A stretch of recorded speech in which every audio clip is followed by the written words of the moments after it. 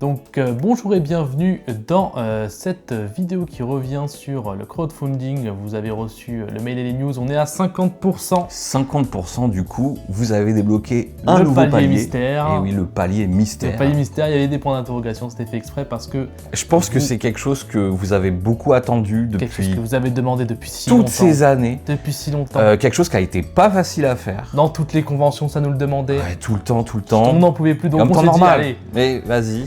pour motiver un petit peu les gens, on va... C'est ça, et puis on a enfin une bonne occasion. Effectivement. Il s'agit Du making-of de la série Chessman, l'original, et oui, paru en 2008 comme vous le savez, et la chose étant, c'est qu'on a cravaché comme des fous malades pour Mais déjà, réussir à... retrouver les rushs, c'était super dur. C'était super long, retrouver les intervenants, il y a des gens qui ont complètement changé de vie depuis l'époque. Il y en a qui nous ont quittés malheureusement aussi. On pense à eux.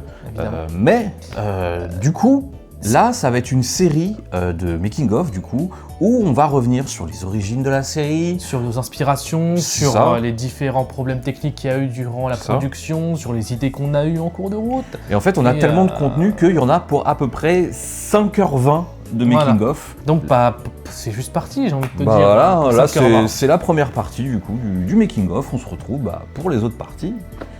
J'espère que vous allez passer un bon moment. Un très bon moment. Pour parler de Chessman, ce qui est important de comprendre, c'est nos inspirations pour en arriver là concrètement. Ça, on était là, on était des ados en 2008 et il y a plein de trucs qui nous ont inspirés en vrai. Moi, il y a beaucoup de choses, non seulement que ce soit dans le contenu audiovisuel, vidéoludique et autres. Parmi les plus importants, il y avait Inspecteur Barnaby, bien sûr, des jeux vidéo comme Kingdom Hearts. C'est ça, aussi. Des chiffres et des lettres.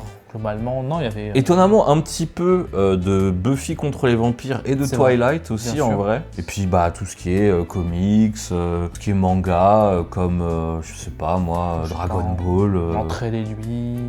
DN Angel, ce genre de trucs. X de Clamp, plein de choses. C'est ça, plein de trucs. Ceux qui ont les références et qui ont vu la série, bien sûr, je pense que vous les avez toutes plus ou moins captées. Mais globalement, c'était un pur délire de fans de toute cette frange alternative de contenu, quoi. Globalement, c'était ça. Et tu te rappelles du tournage du premier épisode? Le premier épisode, c'était vraiment... C'était vraiment... une galère. C'était quand déjà? C'était... Je me rappelle qu'il pleuvait de fou à ce moment-là. Il pleuvait de baisers, ça je me rappelle très bien. Ouais, c'était au bois de Vincennes. Bois de Vincennes, et c'était en mai 2008. Ouais, 2008 ou... Oui, 2008, pas 2007. 2007, c'est quand on a un peu commencé à avoir l'idée. Et 2008, c'est là où... On a tout mis en branle et on a appelé toutes les personnes qu'on connaissait qui pouvaient nous aider sur Chessman. Et donc, ça donnait le résultat. C'était le début de la légende. Effectivement. Et le 8 mai... Là, on s'apprête à tourner le premier plan de Chessman. Il pleut, il fait un temps de merde. Je suis pas payé pour ces conneries. J'ai fait 3 ans au cours Florent pour finir dans le rôle de cuvette aux ors. Là, j'ai du recul et je commence à regretter les choix de carrière là et de vie. Allez.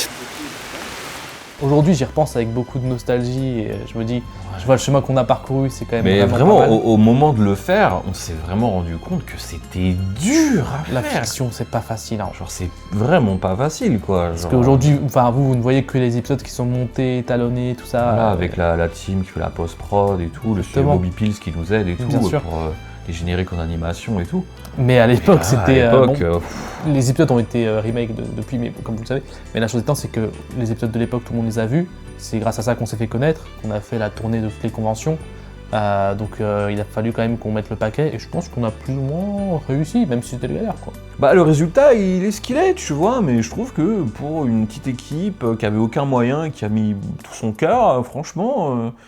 Parce que le plus important, c'était un peu la passion. Nous, vu qu'on était des passionnés, globalement, on savait où on allait, quoi.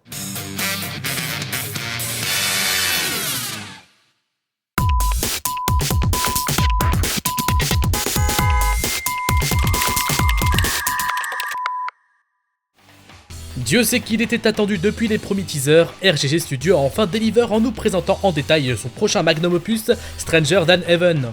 Le dernier des créateurs de Yakuza s'éloigne de sa série phare pour s'intéresser à l'histoire de Daito Makoto, un américano-japonais qui décide de quitter les États-Unis au début du XXe siècle pour tenter sa chance au Japon. Il rencontre durant son voyage Shinjo Yu, un autre métis avec un destin similaire au sien. A l'instar de la série Mafia, le jeu se déroule sur plusieurs décennies, nous permettant ainsi de découvrir l'évolution du pays à travers les yeux de notre personnage qui sera amené à participer à la fondation du clan Tojo. Le jeu nous offrira même 5 lieux différents à arpenter, du Fukuoka de 1915 au Tokyo de 1965, en passant par Osaka, Shizuoka et Hiroshima. À la vision du trailer, on ne peut que se rendre compte de l'ambition dont fait preuve Stranger Than Heaven. Le réalisateur du jeu, Abe Mikinobu, fait partie de la jeune garde de RGG ayant rejoint le studio au cours du développement de Yakuza 7 et s'avère être bilingue anglais. Cet élément est plus qu'intéressant puisque Stranger Than Heaven semble mettre l'accent sur les questions de déracinement, d'appartenance, de langue et de place dans la société. De par sa vision radicale, le jeu ne dispose que d'une seule piste audio, switchant du japonais à l'anglais selon les situations. Il s'agit donc d'un vrai plus pour l'immersion. Il a par exemple été précisé que le niveau de japonais de Daito était assez bancal à son arrivée au pays, ou sa manière de se tenir trop occidentale, et qu'on lui ferait remarquer. Niveau gameplay, le système de combat a été revu de A à Z. Chaque membre, bras, jambes, est relié à une gâchette, permettant ainsi des combos et des manières de combattre inédites. Les animations très fluides ne peuvent que nous rappeler que RGG Studio charbonne également sur le prochain Virtua Fighter, même si Yokoyama Masayoshi, réalisateur exécutif du jeu et boss du studio, a rappelé qu'il ne s'agissait pas d'un jeu de combat pour autant et que les équipes étaient en réalité différentes. Outre la baston, la musique joue elle aussi un rôle important, puisque Daito grimpera petit à petit les échelons du monde de la nuit pour devenir producteur de divers artistes, et sera amené à composer avec eux des chansons en utilisant des bruits de la vie de tous les jours, tels des samples. Mais bien entendu, la raison principale du pourquoi le jeu a fait autant de bruit, et ce même en dehors des fans de la première heure, est la présence d'un nombre incalculable de guests des deux côtés du Pacifique. Snoop Dogg et son fils Cordell Brodus, Tori Kelly, mais également Ado, Fujihara Satoshi du groupe officiel Higedandism, Oshi Moeka, Otsuka Hakio, ou encore Sugawara Bunta, acteur de renom qui nous a quittés il y a une décennie de cela. Les deux acteurs principaux sont joués par Shirota Yu et Jin Fujioka, deux chanteurs et acteurs ayant vécu et travaillé en dehors du Japon à de nombreuses occasions au cours de leur vie. Le thème principal du jeu a par ailleurs été plus que plébiscité, à tel point qu'il s'est hissé à la 3ème place du Hot Top 100 de Genius, alors même qu'il n'est toujours pas disponible officiellement. Bref, vivement cet hiver pour que l'on puisse enfin jouer au jeu, mais mon petit doigt me dit que l'on pourrait en savoir plus dès la semaine prochaine avec le Xbox Direct au Summer Game Fest, et que vous pourriez suivre tout ça en direct avec l'équipe Ludokino.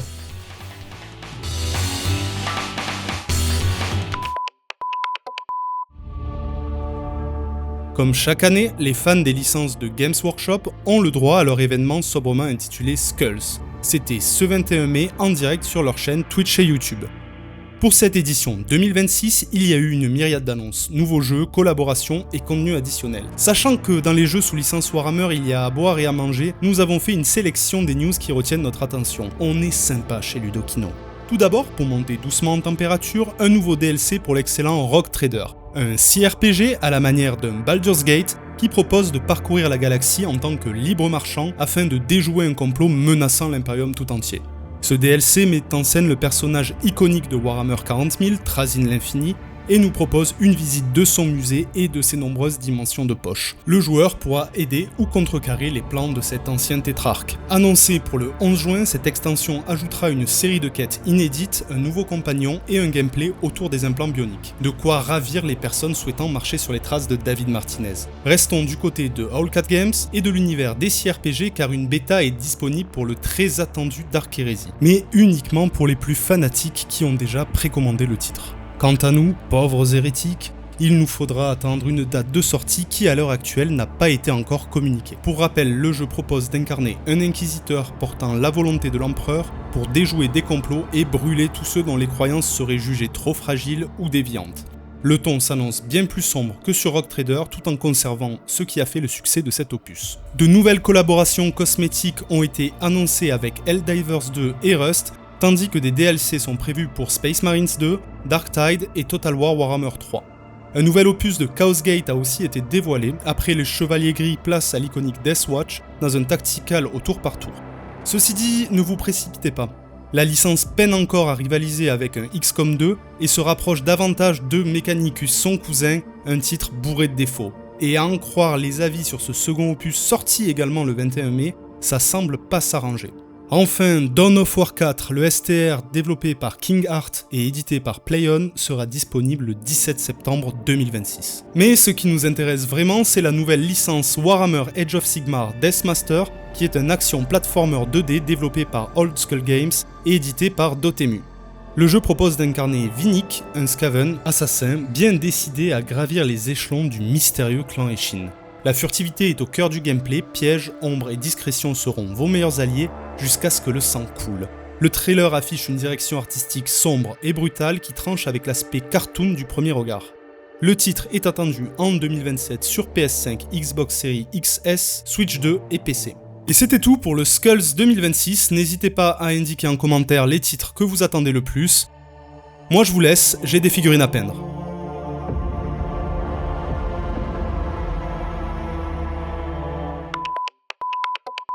Le 12 novembre dernier, on avait fait des posts sur Blue Sky pour vous parler de la sortie des nouveaux produits de chez Valve, avec la venue de 3 nouveaux produits, s'ajoutant en fait au line-up avec le Steam Deck, dont le fameux Steam Controller. Le Steam Controller qui va donc bientôt accompagner le Steam Frame ainsi que le Steam Machine, ou la Steam Machine, faut voir encore au nom du débat et tout. On a évidemment enfin mis la main sur cette manette qui est disponible depuis le 4 mai dernier pour un coût de 99 € et uniquement sur la boutique Steam. C'est une manette qui est plutôt satisfaisante à utiliser, surtout si vous avez déjà eu un Steam Deck en main, vous savez ces fameux trackpads, cette prise en main qui est plutôt particulière. Moi ce que j'aime beaucoup dessus, c'est déjà non seulement la présence du petit puck, parce que c'est comme ça qu'il l'appelle le puck, parce que c'est le bruit quand ça ce petit puck. En fait c'est non seulement le dongle parce que c'est une manette sans fil, mais aussi quand on l'utilise plus, hop, on fait ça et elle se met directement à charger. Dans le cadre de cette utilisation de manette, qui est une manette vraiment pensée pour déporter en fait le PC sur une télé quoi, avec tout l'écosystème Big Picture de Steam qui existe déjà depuis plus de 10 ans, parce que Steam c'est pas la première fois qu'ils font leur coup de vouloir se lancer dans le Steam Machine. À l'époque ils avaient fait plusieurs Steam Machines en partenariat avec d'autres marques comme Alienware, et il y avait eu le fameux premier Steam Controller qui au lieu d'avoir 2 sticks ici, il y avait les boutons là et on avait les 2 trackpads ici. C'était un layout qui était un peu particulier, qui a peut-être pas vraiment fait autant effet. D'ailleurs c'est pour ça qu'ils avaient arrêté de le vendre en 2019. Et là, du coup, enfin on retrouve ça. Pareil, on parle des sticks. C'est des sticks à All Effect, donc il n'y aura pas de drift qui est possible dessus, c'est du TMR. Les gens qui achètent des manettes savent de quoi je parle, parce que souvent c'est le problème sur les manettes actuelles. Là on est sur une manette qui est vraiment, en termes de prise en main, super agréable. On est entre la manette de Xbox One, de PS4 et de PS5. Je parlais que c'était une manette sans fil, mais aussi vous avez toujours une prise USB-C si vous voulez l'utiliser directement. Si vous l'avez oublié, elle est aussi Bluetooth, donc si jamais vous voulez la connecter par exemple à votre Steam Deck, pareil au niveau de la finition, c'est le même plastique que le Steam Deck. C'est pas le truc le plus premium qui existe, mais c'est pas non plus cheapos. Et je trouve que pour une manette comme ça, franchement, ça s'en sort plutôt bien. Évidemment, en fait, pourquoi cette manette maintenant est beaucoup plus intéressante que le premier Steam Controller, c'est parce que, évidemment, ça utilise toujours Steam Input, quelque chose qui est arrivé avec le premier, mais qui a grandement mûri grâce à toute la communauté qu'il y a eu avec le Steam Deck. Et donc, du coup, il y a beaucoup de layouts que vous pouvez déjà réutiliser sur cette manette qui était pensée pour le Steam Deck. Et également, il y a une petite particularité sur cette manette-là, c'est au niveau des grips. En fait, il y a un capteur de présence. Donc si par exemple vous tenez la manette ou pas, vous pouvez faire des actions, que ce soit que ça active le gyroscope ou pas, ou par exemple dans certains RPG, le fait de enlever le grip, ça met le bouton pause et vous pouvez vite faire voir votre inventaire. Au lieu de devoir faire comme ça à chaque fois. Beaucoup de layout, tous les jeux aussi qui sont pas pensés pour une manette. C'est un trackpad en fait, vous pouvez vous en servir pour contrôler la souris. Aussi, voilà, il y a un petit gyroscope, donc pareil, vous avez pas mal de combos. Si vous utilisez pas du tout l'écosystème Steam, si vous avez pas beaucoup de jeux sur Steam, évidemment la manette va avoir beaucoup moins d'intérêt. Alors, on peut faire de la bidouille, on peut ajouter des jeux non Steam dans sa bibliothèque, on peut aussi installer des applications qui permettent d'utiliser cette manette sur des jeux, par exemple Game Pass. Là, on sait qu'il y a le Forza qui est sorti, moi j'ai pas réussi à le faire fonctionner avec cette manette, j'ai pas été trop chercher plus loin, mais si vous voulez, vous pouvez bidouiller évidemment. C'est aussi un peu cet avantage d'acheter un produit un peu de barbu, comme j'aime bien le dire, comme le Steam Deck. Il y a une grosse communauté, donc vous allez forcément y trouver votre plaisir, votre setup ou quoi. Ça c'est la deuxième brique dans l'écosystème Valve après le Steam Deck. Là on attend de fou les Steam Frame, mais surtout la Steam Machine, sachant qu'en plus, à ce qui paraît, il y aurait peut-être un jeu vraiment pour le line-up, pour lancer la dite console en fait. Peut-être que je suis délu, mais voilà, j'avoue, un petit troisième opus de la très grande saga de Valve. Je parle bien sûr de Team Fortress, je parle bien sûr de Half-Life, ça fera bien plaisir, voilà, on est là depuis longtemps, vous le voyez derrière. Là maintenant, pour se mettre la main sur cette manette, il faut forcément la réserver sur la boutique Steam, parce qu'il y a eu beaucoup de cas un peu pour éviter tout ce qui est scalper, resell ou quoi que ce soit. Voilà, si vous la voulez, il va falloir patienter, ou sinon il fallait être là le 4 mai à 19h, et voilà quoi. Et aussi éviter de la faire tomber, on sait jamais. Oh non!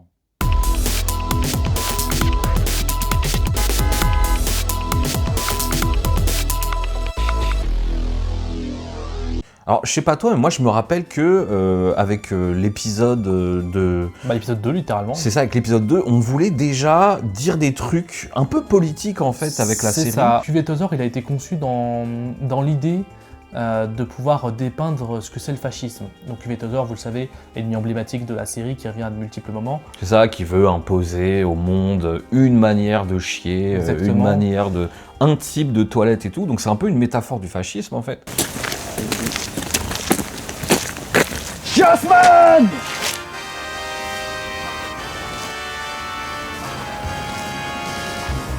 Et donc, s'il n'y a plus de différence à travers la manière de chier, il n'y aura plus de différence tout court et quelque part... Entre les gens, voilà, c'est une annihilation en fait de la différence culturelle entre les peuples. Exactement. Et...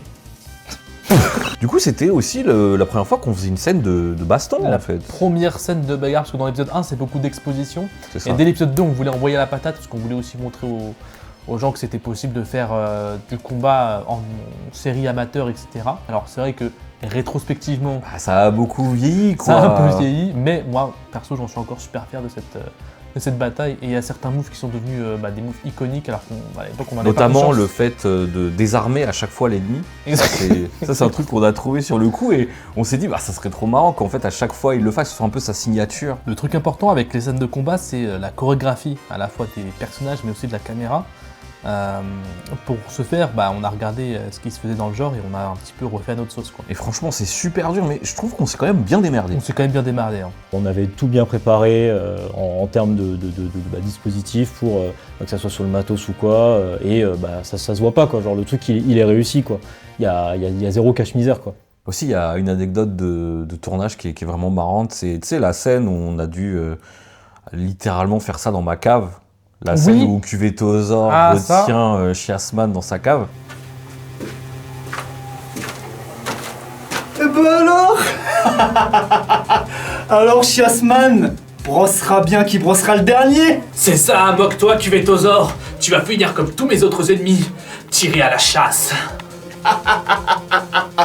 Allez, Brossman, allez. Après, c'est plus toi qui as galéré pour prévenir les voisins. C'est ça, il fallait prévenir les voisins. C'était compliqué parce qu'il fallait monter chaque étage, sonner chez les gens, leur dire oui, machin et tout. Heureusement, les gens étaient plutôt sympas. Ils ont compris instantanément. Il y a même quelqu'un qui connaissait déjà Chiasman. Donc franchement, merci à lui. Mais c'est vrai que là, le fait qu'on tourne dans une cave, etc., comme ça, aujourd'hui, on referait plus ça c'est sûr. Oui. Enfin, en tout cas, pas de cette manière. Ça montrait vraiment le côté amateur du truc. Mais bon, il faut... C'est des bons souvenirs. On n'avait pas de lieu de tournage qu'on pouvait louer, donc forcément, il fallait se démerder comme on peut, quoi. C'est clair. Et grâce à l'argent que vous donnez pour le crowdfunding, ça va nous permettre d'éviter ce genre de choses.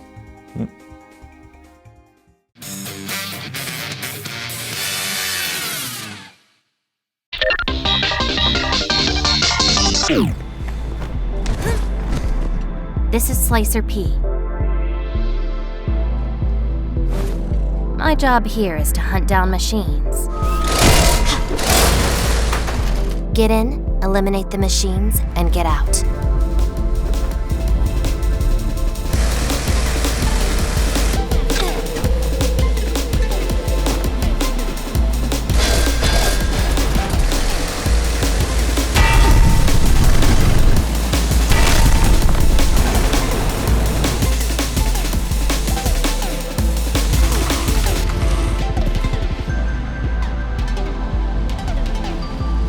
Failure is forbidden.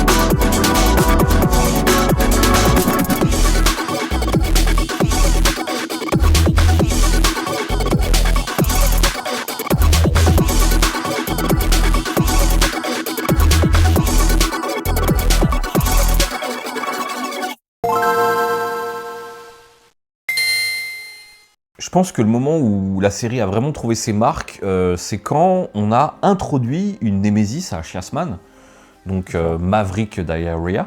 Donc idée qui me trottait dans la tête depuis un moment quand même. C'est ça, et puis c'était pas évident à faire, parce qu'il fallait trouver sa backstory, il fallait voilà, tout inventer. Donc Maverick Diarrhea, c'est encore aujourd'hui dans le merch, dans la com et dans tout le reste, un peu le personnage iconique de la série avec le héros. Ça vient en grande partie de ses pouvoirs. On a décidé qu'il avait les mêmes pouvoirs que Chiasman concrètement. Oui, c'est vraiment l'anti-héros typical. Puis aussi, en plus de la Némésis, pour donner encore plus de complexité au personnage de Chiasman, c'est là qu'on a introduit aussi le love interest de la série, okay. Donc Nina Mizuki. Qui est donc jouée par notre cascadeuse, qui est devenue actrice et comédienne. C'est ça. Devant la caméra. et donc qui a gentiment accepté de devenir la petite copine de Chessman. Ouais, on a vraiment essayé d'installer une alchimie entre les deux personnages, même si bon, bah forcément, ça peut pas forcément marcher parce qu'il cache son secret, de son identité secrète. Moi, ce qui est vraiment important, c'est que je voulais apporter une dimension tragique à la série. Parce que jusqu'à maintenant, c'était beaucoup des combats, des ennemis à vaincre, alors qu'ils représentaient des idéaux particuliers. C'est ça, c'était... En fait, il y avait un peu un problème entre la forme et le fond.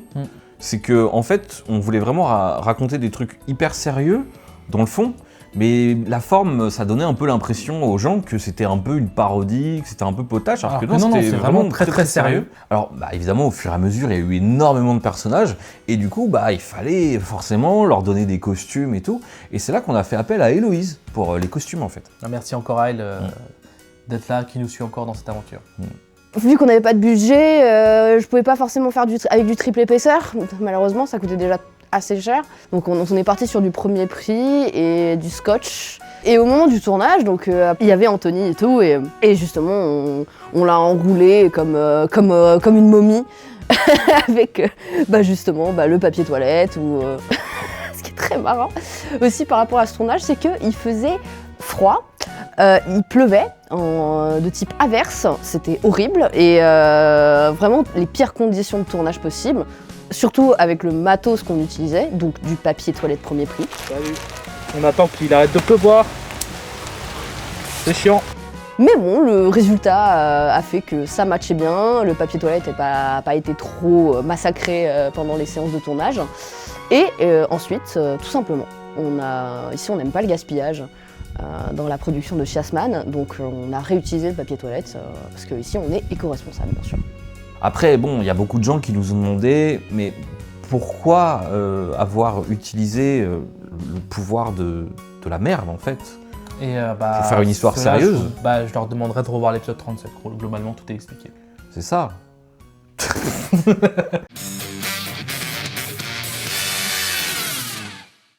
Bonjour tout le monde, ici Vince, et aujourd'hui, dans Toon Flash, on va parler création web avant tout.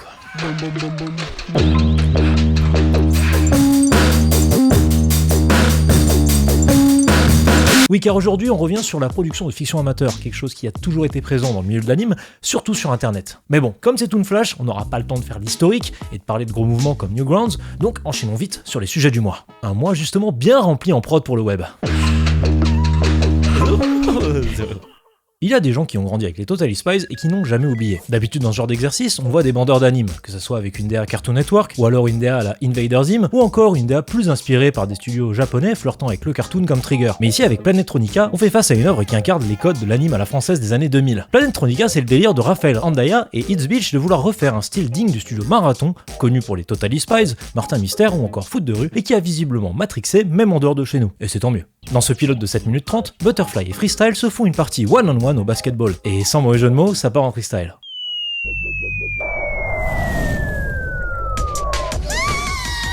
Le tout saupoudré d'effets visuels avec un rendu analogique, donnant cette impression de regarder M6 Kids ou T'es-Fou à l'époque, en diffusion hertzienne. Ouais bon, je fais la traduction pour les plus jeunes, c'est quand on regardait la télé avec uniquement 6 chaînes avant l'arrivée de la TNT. Je disais donc, ce pilote concentre pas mal de marqueurs du style d'anime français des années 2000, avec la présence de ce mélange très caractéristique Rubber House / Japanimation, c'est-à-dire des membres fluides et sans articulation rigide façon cartoon, mais tout en ayant ses yeux expressifs, ses speedlines et ses réactions hyper dramatiques héritées de l'anime. Parce que finalement, en marathon, c'est un peu ça. Du flécheur digéré par quelqu'un qui a grandi avec le club Dorothée. On espère que le pilote se fera repérer et qu'il offrira une opportunité aux deux talents qui ont coordonné le projet. Et c'est dispo sur YouTube. Le 19 juin prochain, ou le 4 juin pour les plus chanceux, The Amazing Digital Circus diffuse son dernier épisode, mais tout cet engouement a donné à Glitch Productions une crédibilité folle. On a vu arriver des projets comme Les Chevaliers de Guenièvre, chaperonnés par Dana Terrace, la créatrice de The Owl House, qui a aussi bossé sur Gravity Falls, et le reboot de DuckTales chez Disney. Ça donne une idée du pedigree qu'ils peuvent désormais aller chercher. Et ils décident donc de produire le reboot d'une série de YouTubers datant de 2009. Mais pas n'importe qui.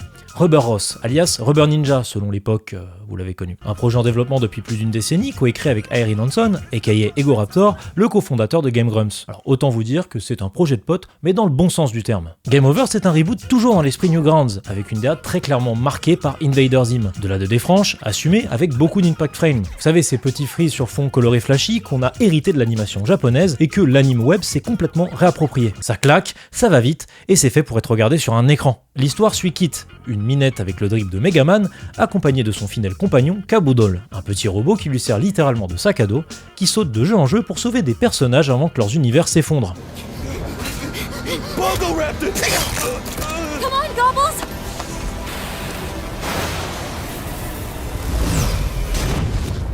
Et le twist, pour sauver tout le monde, il faut aider le méchant à battre le héros. Grabbington est mort? Qui? Flappers n'était jamais arrivé aussi loin avant. Oh non, ça veut dire que Simplay a eu de l'aide? Faut te mettre un bon coup de pied au cul, Snappers. T'es nul à chier et on doit... Tu sais cracher des boules de feu. Ouais. Et tu t'es pas dit que c'était bien de me le dire? Je vois pas où est le problème. Je vais câbler! Niveau casting VO, c'est un mix de youtubeurs potes de Ross et de comédiens de doublage dont la voix de Blaze dans Sonic ou encore Vegeta dans DBZ, parce que pourquoi pas. Et pour l'OST, c'est Jake Kaufman, Jean-Michel Shovel Knight et Shantae. Il avait aussi fait toute l'OST d'Okekeo pour les connaisseurs. Et il est aux côtés de Grant Kirkhope, l'unique, le monsieur qui a composé pour Banjo-Kazooie, GoldenEye et accessoirement l'hymne de Génération qui est le Dicky Rap.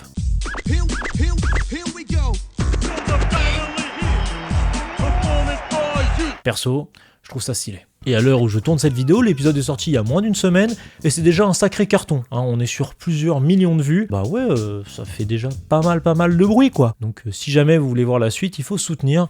Apparemment il y a du merch et tout, mais voilà. Mais c'est dispo sur YouTube.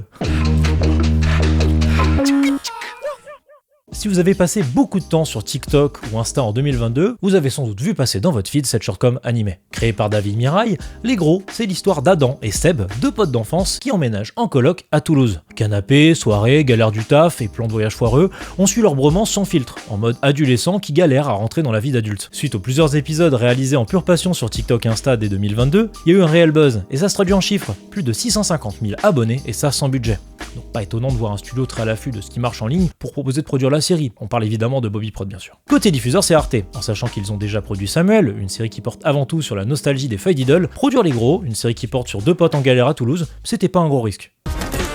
Je suis là gros! Je suis là!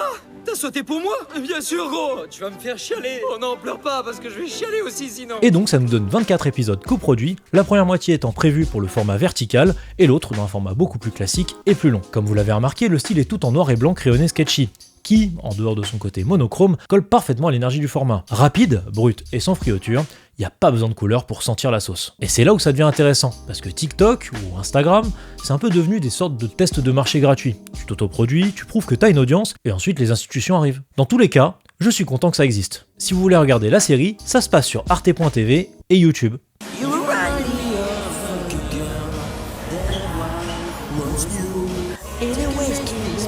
Voilà tout pour ce Toon Flash, n'hésitez pas à nous suivre et nous envoyer vos recommandations animées sur les réseaux, @toonesque, et on se dit rendez-vous pour la prochaine, à moins que...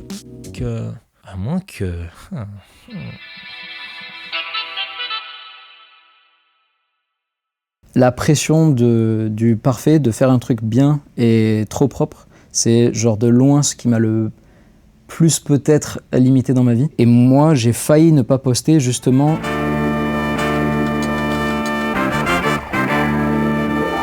Moi c'est David Mirail. Avant Les Gros, j'ai fait une licence de BD à Bruxelles. J'étais passionné je voulais faire du manga. Je suis naturellement allé vers de la bande dessinée à Bruxelles. J'ai pas touché au manga, mais du coup ça m'a donné envie, après cette licence, finalement j'ai un peu bifurqué, j'ai voulu faire de l'anime. J'ai fait une passerelle, j'ai fait une sorte de petite master à Montauban, qui est une petite ville juste à côté de Toulouse. Et c'est là-bas que, en fait c'est juste après ma licence que j'ai commencé à faire des petites BD sur Les Gros. Et c'est en faisant cette passerelle qu'on m'a dit d'amener un projet un peu, c'était 2 ans qui servaient à amener un peu un projet à préparer quelque chose quoi, un truc qui nous tenait à cœur. Et j'ai voulu en gros animer Adam et Seb, les gros à ce moment-là, et donc j'ai essayé de faire un pilote pendant ces 2 ans. Les gros, c'est quoi? Si j'en crois même presque la genèse des deux, c'est surtout c'est des petits moments de vie de Adam et Seb, qui sont 2 meilleurs potes et colocs. Et c'est vraiment... l'humour est basé plus sur eux qui arrivent de faire du quotidien un truc qui les excite. Ils arrivent à délirer sur plein de sujets différents, et c'est ça, je pense, qui fait un peu la blague des gros, en tout cas. Oh gros, mais on fait jamais ça, t'es fou! Complètement ouf, les gros. Je suis là, gros! Je suis là! T'as sauté pour moi? Bien sûr, gros! Tu vas me faire chialer! Oh non, pleure pas, parce que je vais chialer aussi sinon! Mais du coup, après ma soutenance, j'avais essayé de faire 11 minutes d'anime pour faire un pilote, mais c'était très long. J'avais jamais fait d'anime avant, et j'ai réalisé à quel point ça pouvait être demandeur. Et je crois que j'étais sorti de là avec une frustration de rien avoir à montrer ni à mes potes, ni à ma famille, ni à tous ces gens qui savaient pas du tout ce que je faisais, qui n'étaient pas du milieu. J'avais créé dans mon coin une animation, mais que de 1 minute, d'Adam et Seb. En gros, c'est les deux qui entendent un bruit dans leur appartement. Je crois qu'ils s'appellent pendant qu'ils sont en train de dormir, et il dit « Ouais gros, j'ai entendu un truc et tout », et les deux vont pour aller checker ce bruit, mais le comique de cette vidéo, et ce que je voulais montrer, c'était que c'était 2 gars qui étaient, tu vois, genre passionnés animés, parce que le premier truc qu'ils font, c'est qu'ils s'habillent en stuff Naruto pour aller voir quel est ce bruit, et d'aller défoncer ce voleur s'il y en a un. En fait, ça a commencé par ce gag de « je veux qu'ils se croisent en habit entier », mais qu'il n'y en ait aucun des deux qui se juge et qui sont en mode « ouah, trop stylé gros », tu vois. Genre en mode « ah ouais, c'est trop, on y est ». Et donc c'est parti de là, et c'est de là qu'est venue cette vidéo.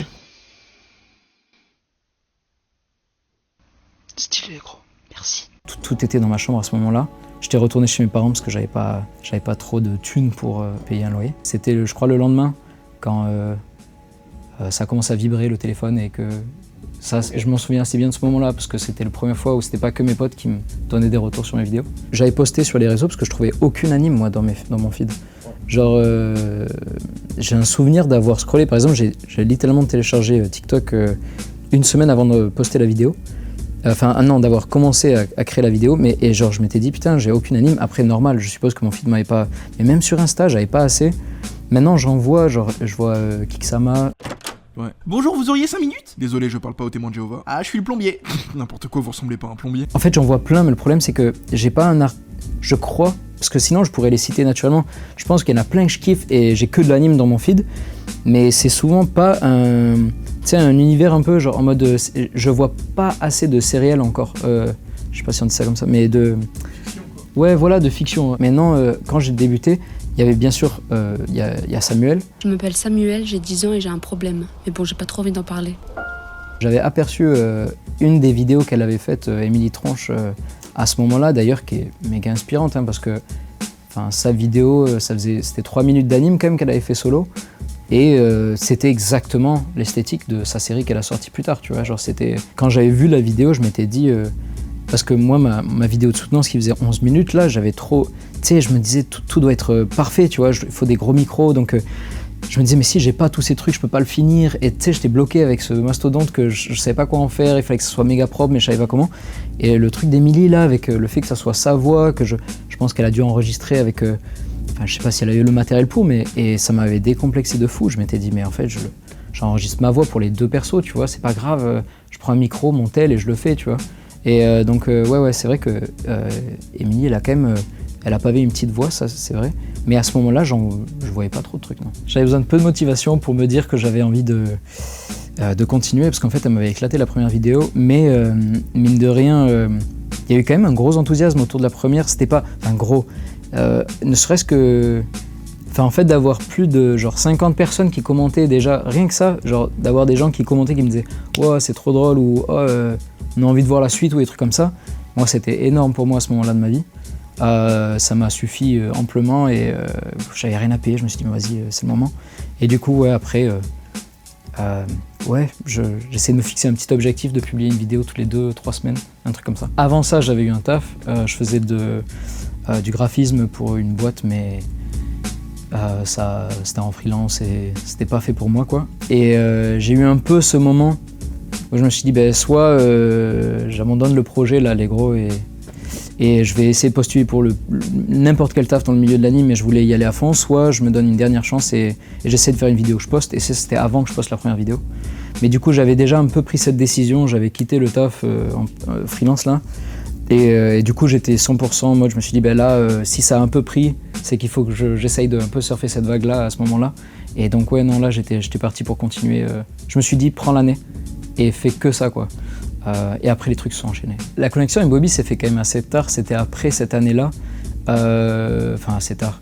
En gros, j'ai continué de poster. Ce que ça m'a apporté, je pense que c'est assez gros, c'est que déjà, j'ai eu des demandes de missions d'anime à ce moment-là. C'est comme ça que j'ai rencontré Riot Games qui m'ont contacté, je crois que c'était par LinkedIn.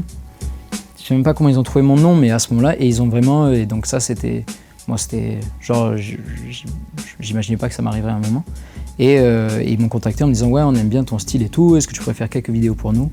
Ça, c'était gros pour moi parce que ça m'a permis, j'ai fait ça un peu à côté des gros, j'ai fait des vidéos qui étaient vraiment dans le même format en plus. Hein. Vraiment, c'était même graphisme, même format, c'est juste qu'il fallait que je parle de LOL. Et du coup, ça m'a permis de financer un peu, de mettre un peu de côté. Et le plan, c'était qu'à la fin de l'année, je retente de trouver des producteurs pour mon projet. Mais cette fois en donnant ma Bible que j'avais préparée pendant ces 2 ans, mais en plus de ça, parce qu'en fait j'avais déjà des idées de comment le développer un peu, mais en plus de ça d'y lier mon compte et de dire ben voilà, il y a un public, je pense qu'il y a des gens que ça peut intéresser. Et du coup j'ai posté en fait sur, alors vous allez foutre de ma gueule, mais c'était sur Facebook et on m'avait conseillé d'aller sur Facebook. C'était un groupe en mode je bosse dans l'animation et le jeu vidéo, je crois, un truc comme ça. Et en gros, c'est sur ce groupe, c'est un prof à moi en fait, il m'a dit vas-y, mais mets-le là. J'ai posté donc la Bible, mon compte, et c'est suite à ça que j'ai eu des producteurs qui m'ont contacté, dont Bobby Pills, pardon. En fait, ça m'a permis plein de choses, j'ai l'impression, mais c'est que les prods, elles étaient un peu intéressées parce qu'ils avaient déjà une vision sur ce que je pouvais proposer narrativement, j'ai l'impression. C'est-à-dire que je venais avec l'idée d'un projet, mais pas que, j'avais un peu...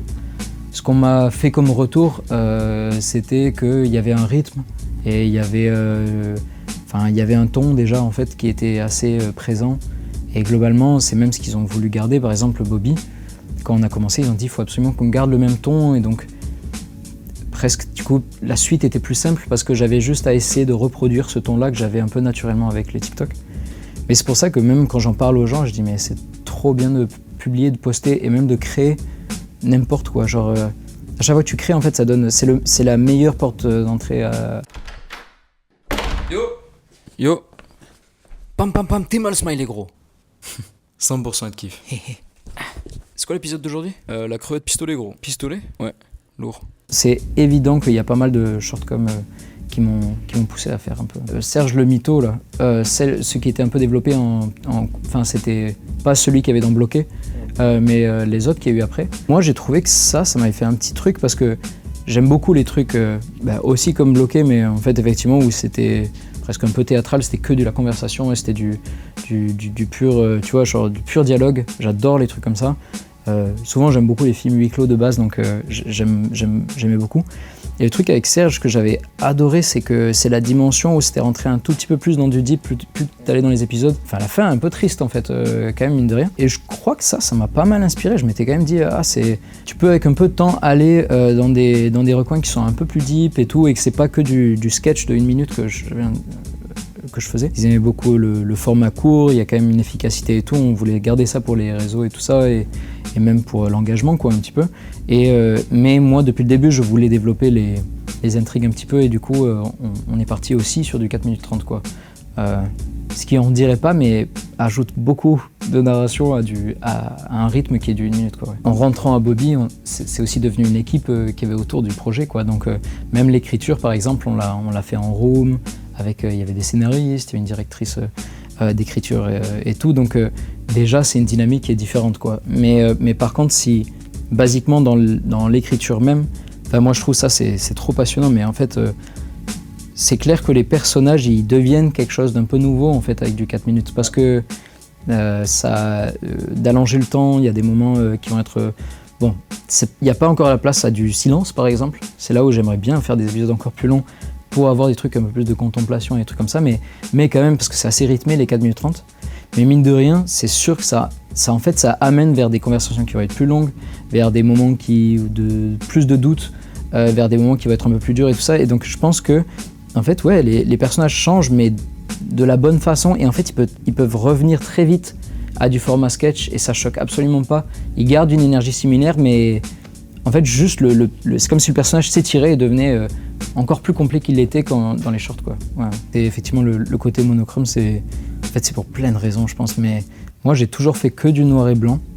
Je pense que les mangas ils jouent pour beaucoup. C'est-à-dire en fait dès lors que déjà l'esthétique de base me plaisait, c'est vrai que moi j'étais tellement nul en couleur et puis je suis indécis donc je peux être indécis donc si je devais penser à chaque couleur dans chaque plan j'allais perdre trop de temps sur ça et donc vraiment j'étais parti sur un truc très simple où je me disais une ligne minimaliste noir et blanc et je me posais moins de questions et du coup je pouvais me focus un peu plus sur ce qui se disait, narration et tout. C'était aussi une chance d'avoir ce style-là en noir et blanc parce que en fait naturellement en anime tout le monde veut toujours le truc à plus faible budget possible. Ouais. Donc quand je suis arrivé avec les gros et qu'ils ont dit oh putain c'est en noir et blanc, c'est une ligne mince, y a rien à, tu vois, c'est tremblant, c'est pas méga propre. Ça les a rassurés, ils se sont dit en fait on va continuer dans ce style. Donc on a gardé ça et ce qui était un peu compliqué justement je crois c'était que les équipes parce que du coup il y avait des gens en anime et tout, ça c'était incroyable, j'ai vraiment une équipe d'animateurs, de layout poseurs et le but était de garder à la fois le côté un peu réaliste des gros dans l'anatomie parce que ça reste deux humains et que en fait ils ont pas non plus ils sont proportionnés assez humainement. Même leur tête elle est pas si grosse que ça, tu vois. Enfin elle est légèrement plus grosse que l'échelle normale. Mais bref c'est de garder un peu le réalisme mais aussi le griffonné du trait quoi. Enfin un peu le côté c'est pas tout propre quoi, c'est pas tout léché. Moi j'ai l'impression que je suis resté vraiment fidèle à moi-même sur le projet mais parce que en fait j'ai eu trop de chance quoi parce que Arte ils avaient vu les TikTok et ils étaient déjà en fait ils étaient super enthousiastes de la série, ils sont venus voir Bobby assez vite. Bobby ils étaient aussi ils aimaient les vidéos de base, du coup en fait on m'a demandé de vraiment rien changer quoi. Enfin le but c'était le plus possible que j'exprime justement ce ton là et que je continue dans cette direction.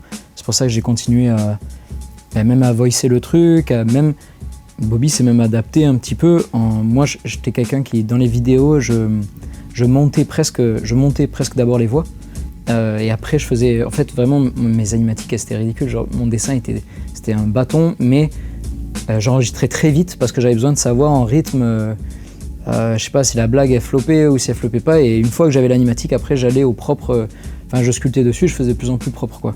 Et du coup on a même gardé ça à l'écriture, on écrivait tous ensemble et après j'allais tester ça et j'allais enregistrer les dialogues et si ça marchait pas il fallait qu'on revoie comment ça allait et pareil genre souvent en enregistrant en fait il y a des trucs qui apparaissent aussi à l'écriture mais donc non tout a été fait du début à la fin pour que ça respecte la ligne un peu que j'avais de base. J'en suis super reconnaissant d'ailleurs aux deux. Arte ils étaient tellement m'ont suivi tout le long et je pense qu'Arte en général laisse beaucoup de liberté aux créateurs quoi et du coup c'était exactement le cas.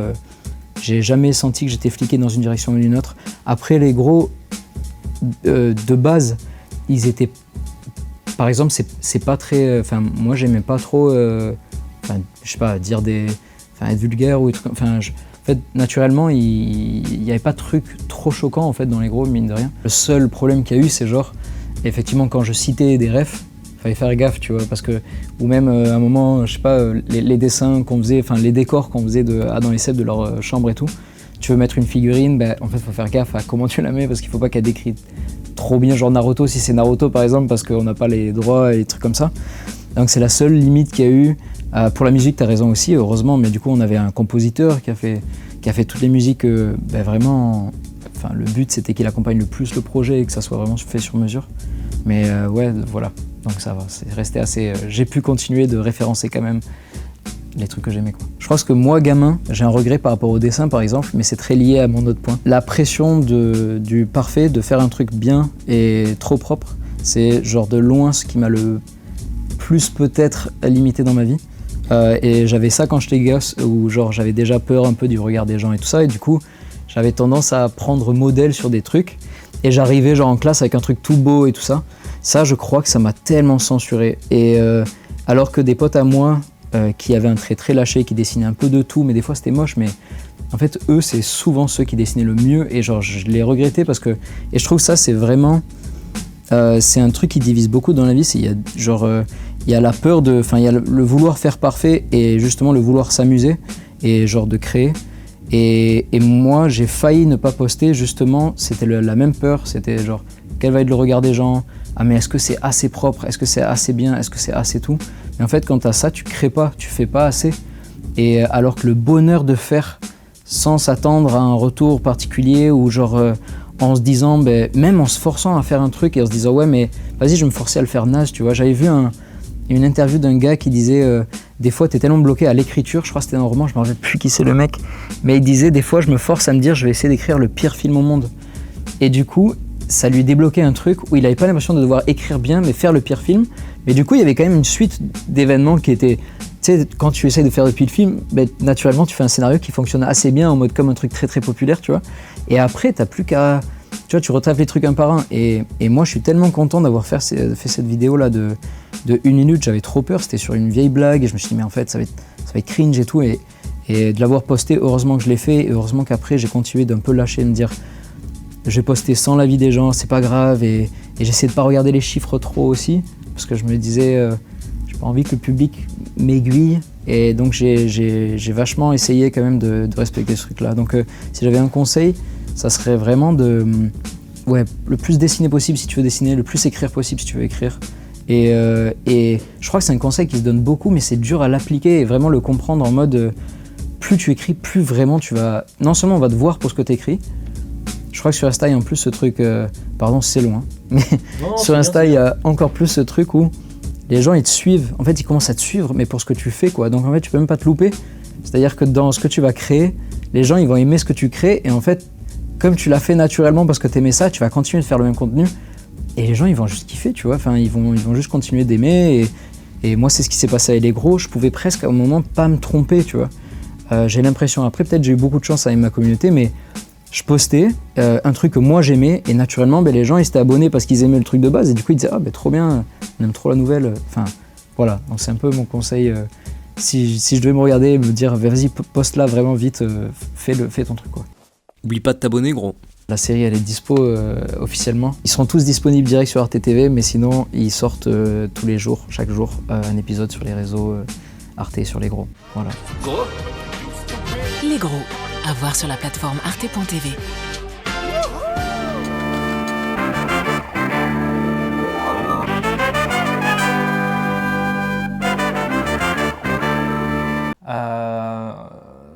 Parlons un peu maintenant, si tu le veux bien, Wendo, de l'épisode, vous savez très bien duquel je vais parler, le combat entre Chessman et Maverick Daraya. Qui était un peu la fin du premier grand arc de la série. C'est ça. Ouais. Dès le début de la série, on était parti du principe qu'il aurait fallu un petit peu 5 arcs pour couvrir tout ce qu'on avait à dire, tout ce qu'on avait à montrer. Donc là, c'était la fin du premier. Et la chose étant, c'est que ce combat, particulièrement, on l'avait bossé de fou. Avec Sarah qui nous montrait les trucs, on a vraiment révisé la chorégraphie. Du coup, moi c'est Sarah, je suis cascadeuse pro et aussi athlète professionnelle d'équitation sans cheval. J'ai notamment supervisé les cascades pour Chessman, qui ont été assez dures à mettre en place, mais on s'en est bien sorti. On a regardé beaucoup de films de kung-fu, de cap et d'épée pour réussir à de samouraï aussi, de western.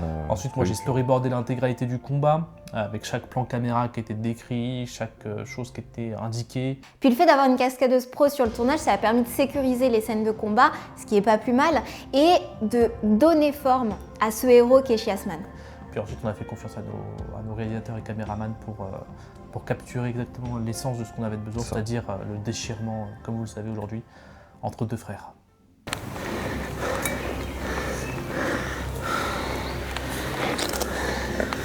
Qui es-tu? Qu'est-ce que tu me veux? Pourquoi je suis ton ennemi?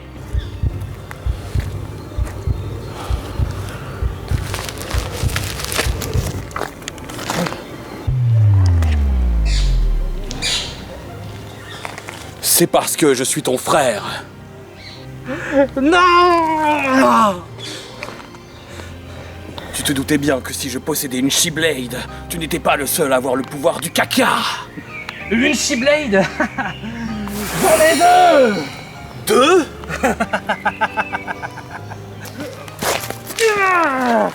Alors cette scène-là, pour le coup, elle était bien spéciale et bien tricky parce que il fallait vraiment prendre tous les angles possibles pour avoir vraiment tous les points de vue, sans pour autant se perdre et aussi briser la règle des 180 degrés. Hein. Alors là, en plus, c'était un peu un épisode particulier parce qu'il allait être diffusé sur France 4. Donc à la télévision française. Après une diffusion du final de la saison 6, je crois, de Doctor Who. Donc passer après ça, ça fout la pression, quoi. Qu'on fasse très très bien, très très fort. Et je pense qu'on a poussé tellement tous les potards à fond que le résultat parle de lui-même, quoi.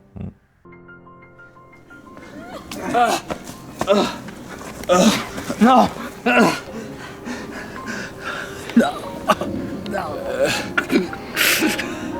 J'ai vu. Pourquoi? J'ai vu tellement de toilettes publiques différentes. Des chiottes à la turque, des chiottes italiennes. Mais elles n'ont jamais été aussi belles que tes chiottes.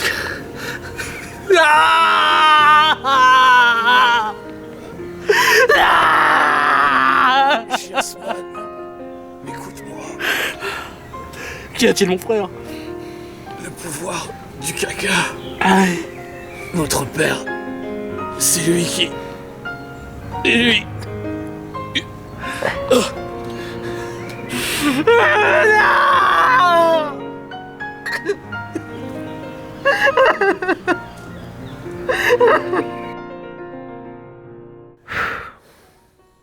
Ouais, non, vraiment, quand j'y repense, ça fait un truc, quoi, genre... En fait, le truc, c'est que ça... Surtout qu'on a vraiment commit, genre, avant de faire revenir le personnage avec des flashbacks, moi, j'étais plus devant la caméra et... ça donnait un peu l'impression de... Moi, je me souviens de la dernière scène que j'ai tournée avec toi, tu te souviens très bien, j'ai pleuré, quoi. Oh, mais... T'inquiète, après, je suis resté sur la série, évidemment, mais j'étais un peu plus derrière la caméra. C'est ça. Et ça me manquait un petit peu de jouer, quoi. Heureusement qu'il est revenu dans le 5e arc, mais bien sûr. Ça met du temps, des années, des années. On invente des trucs.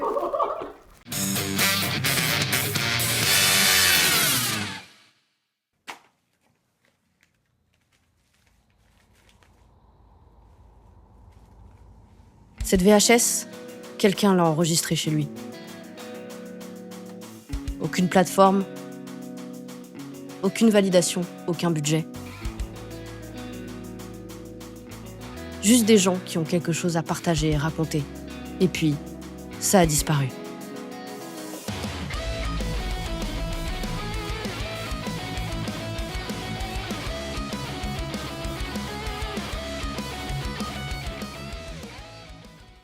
Revenons au milieu des années 90, début 2000. Le mot geek n'est pas encore devenu une identité marketée et mainstream. Être un geek, c'est quelqu'un qui aime l'informatique, les jeux vidéo, les comics, les jeux de rôle, et pour les plus otaku d'entre eux, les mangas, l'animation japonaise et le cosplay. Mais à l'époque, tout le monde s'en fout.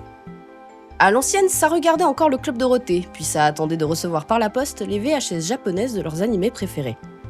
Ça squattait les forums à la fin des cours ou après le travail. On peut croire que c'est juste un délire de Parisiens car cette culture paraissait plus accessible là-bas. Mais détrompez-vous, cette culture était partout. Nice, Toulon, Bordeaux, la campagne de Perpignan, Brest et j'en passe. Au début des années 90, c'était le Minitel, ensuite les chats IRC, puis les forums pour partager des idées ou débattre pendant des heures, et pour se retrouver dans la vie réelle, les librairies, les boutiques spécialisées et les conventions. Paris n'était qu'un point de rendez-vous, où tous ces gens se retrouvaient pour partager leurs passions et en découvrir d'autres. Ce qui a réellement soudé tous ces gens, c'était pas un goût commun pour un sujet, mais une passion commune. Les geeks de ces années-là, c'est des gens qui étaient à contre-courant du public qu'on voyait tous les jours. Des gens qui se définissent en opposition à la culture omniprésente mainstream et qui construisent leur monde à eux. Et c'est exactement ça qui va tout changer. Les gens ont commencé à créer. Il faut bien comprendre le contexte technique de l'époque. On parle d'un temps où YouTube n'existait pas. Filmer, monter, diffuser, c'était une aventure logistique. Et pourtant... Attention, vous n'avez jamais rien vu de pareil. Une bande de potes fous furieux emmenés par Alex Pilote de Game One s'amuse pendant leurs vacances à tourner une série hallucinante, les Bitoman. Parodie de jeux vidéo, clin d'œil au grand classique de l'animation japonaise, les Bitoman débarquent sur Game One. Alex Pilote est étudiant à l'ESRA de Nice en 1994. Lors de la cartooniste de la même année, une projection du film Marion a été annulée. Errant dans les rues de Toulon pour passer le temps avant de rentrer dans leur hôtel, ils tombent sur un terrain vague. Deux personnes commencent à se battre, Alex sort sa caméra. Après un tournage d'un quart d'heure, Alex rentre chez lui avec les rushs, ajoute les bruitages, prend une feuille de papier pour écrire le titre et le film. Mais c'est quoi Bitoman ? Des super-héros niçois en cosplay assumé à fond avec tous les codes du tokusatsu made in France. Le genre de projet qui n'aurait jamais dû exister si on prend les normes de production de l'époque. De magnétoscope VHS pour monter, des cassettes copiées à la main et pour diffuser, les conventions. Un exemple typique des problèmes que j'ai en ce moment. Alors vous regardez, le plan est bien monté, ça coupe, et là les gardes sont censés passer. Puis attention, tac, voilà, ça c'est la merde du caméscope. D'où, seule solution, regardez bien, hop, je cale après le premier qui passe, et après ça merde, donc je m'arrête là. En 1995, les 5 premiers épisodes sont projetés à la Convention de l'Imaginaire au lycée Camissé à Paris. Le succès et l'engouement sont immédiats. Ensuite, c'est la Cartooniste à Toulon qui devient la scène principale où chaque nouvel épisode y est diffusé devant la même communauté qui les a vus naître. Les VHS s'échangent entre fans, il y aura un groupe de musique, des CD et une collection de cartes. La série a directement inspiré d'autres créateurs de production amateurs, Fabien Fournier avec Funkysoft, Simon Brochard avec les Capway Fighters, Rudy Pomarède avec les Guardians et même Davy Mourier qui reconnaîtra l'influence pour une case en moins. Et par la suite est arrivé France 5, qui est devenue une des productions emblématiques avec des gens qui se sont professionnalisés par la suite. En parlant de France 5, il est important de le présenter comme il se doit. Yoshi Sentai, France 5!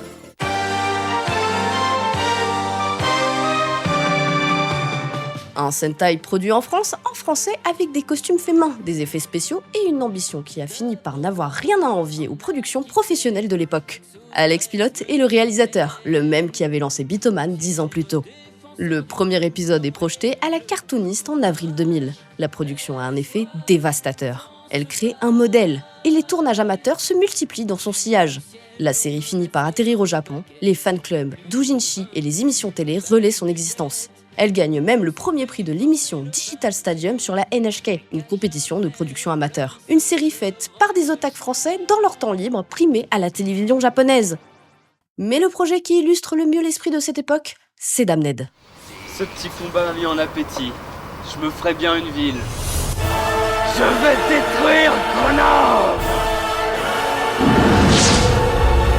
Elle est la série la plus représentative de ce que c'était vraiment de créer à ce moment-là. En 1998, pendant la finale de la Coupe du Monde, Rudy Pomarède, sa famille et ses amis d'enfance tournent à Perpignan le premier épisode. Damned, les flammes du sabbat. Il trouve un caméscope dans le domicile familial. Il a son premier PC qui permet de faire du montage, une version de première et une seule envie, s'amuser à faire un film. Rudy gère tout seul, le scénario, la réalisation, le montage et les effets spéciaux. La série grandit avec lui. Il fait un premier reboot à Grenoble en parallèle de ses études avec une nouvelle équipe. Puis à Paris avec un second reboot justifié scénaristiquement. Damned évolue d'épisode en épisode, la mythologie se construit et les enjeux s'épaississent. Idem pour Atomic Ninja Master, où une bande de potes bordelais se retrouvait dans un terrain vague pour singer des chorégraphies de combat à la XOR. Chaque épisode de ces séries-films fonctionnait comme un bout indépendant tout en posant une brique pour construire une trame plus grande. On pouvait voir des arcs narratifs plus longs, des personnages qui évoluent et un univers qui s'épaissit. Et ces productions ne choisissaient pas leur genre par hasard. La science-fiction, les super-héros, la fantasy, tout ça, c'est des genres qui étaient absents du paysage audiovisuel français. Volontairement ignorés par les médias classiques, considérés comme trop niches et pas légitimes. Le web devenait donc l'espace où on ne retrouvait pas ce qu'il y avait à la télé, et les spectateurs y trouvaient enfin un écho de leur passion. Quelque chose qui leur disait enfin « ta passion a le droit à sa place ». Ce qui relie toutes ces productions, peu de budget, personne pour arbitrer ou pour dire « ça on peut pas le dire », une totale liberté et de créativité avec comme limite celle qui se donnait à eux-mêmes. C'est ça qui est fascinant dans cette période, toutes ces productions ne sont pas sporadiques. C'était un écosystème complet avec une chaîne de transmission. Des créateurs qui en inspiraient d'autres, qui eux-mêmes inspiraient d'autres créateurs. En gros, de la passion qui passait de main en main, de cassette en cassette. Parlons justement d'un mode de transmission, le fanzine, le magazine indépendant fait par des fans pour des fans. Le fanzine, c'est une tradition qui vient des geeks de la science-fiction, de l'heroic fantasy, de la Japanime underground, et qui a donné en France des choses formidables. Animeland en est le meilleur exemple. En avril 1991 sort le premier numéro. Au départ, c'est un fanzine entièrement consacré à la Japanime, photocopié et distribué à la main. Derrière cette initiative, il y a Yvan West-Laurence, Pascal Laffine, Vincent Eusévu, Olivier Fallet et Cédric Littardi. Des passionnés qui se croisent dans des festivals, notamment en banlieue parisienne, à Corbeil-Essonnes. D'abord une association loi 1901, chacun mettait la main à la pâte pour la conception du fanzine. Et progressivement, le magazine monte en qualité. Les sujets se structurent, les interviews se professionnalisent, le point de vue éditorial s'affirme. En avril 96, Animeland sort en kiosque mensuel distribué partout en France. En passant en kiosque, le magazine s'ouvre à toutes les formes d'animation. Ce qui avait commencé comme un fanzine photocopié devient une vraie référence nationale. C'était tellement populaire et mainstream que j'ai découvert ce magazine dans mon CDI au collège de 120 élèves. Des bénévoles, des passionnés, chacun avec ses compétences qui se professionnalisent afin de partager leur passion. Et d'ailleurs, les mêmes noms reviennent. Olivier Fallet, rédacteur à Animeland, c'est aussi lui qui chante le générique de France 5 et qui joue Cancrelax, et Tibor Clairdouet, interprétant le professeur Burgonde. C'est une grande famille. D'ailleurs, Tibor aidera plus tard l'équipe des Guardians en prêtant les locaux de la rédaction d'Animeland tous les week-ends afin de tourner les épisodes de la Flanders Company. Et puis on ne peut pas parler de cette période sans parler des conventions. On peut évoquer la Cartoonist ou Epitanime, ces conventions qui ont été organisées bénévolement par des passionnés. Et puis on est obligé de citer Japan Expo qui est devenu un mastodonte commercial, mais qui au départ était une poignée de passionnés qui voulaient un endroit pour se retrouver. Ce qui était important dans les conventions, c'était la rencontre.